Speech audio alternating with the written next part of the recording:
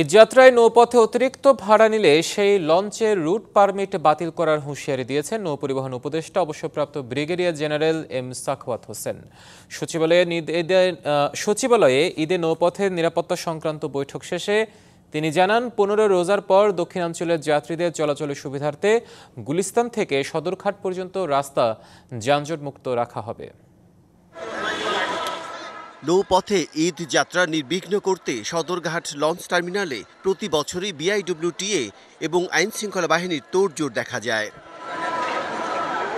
শুধু তাই নয়, নৌযান মালিক, আইনশৃঙ্খলা বাহিনী সহ অংশীজনদের নিয়ে সচিবালয়ে কয়েক দফা বৈঠকও করে নৌ পরিবহন মন্ত্রণালয়। যাত্রী হয়রানি বন্ধে নানা পদক্ষেপ নেওয়া হলেও বাস্তবে এসবের তেমন কিছুই কার্যকর হয় না। তবে অন্তর্বর্তী সরকারের সময়ে কি ঘুচবে দক্ষিণাঞ্চলে যাত্রীদের ঈদযাত্রার ভোগান্তি? শুধু ফাইন না,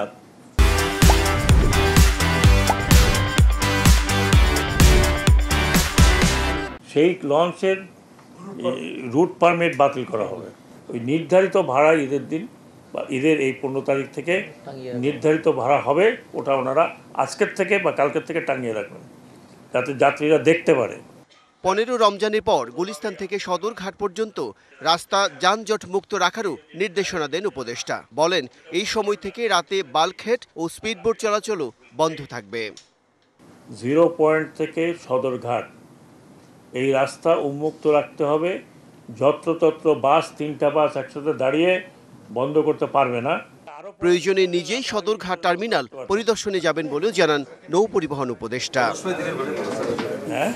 বিজন কুমার দাস, ডিবিসি নিউজ, ঢাকা।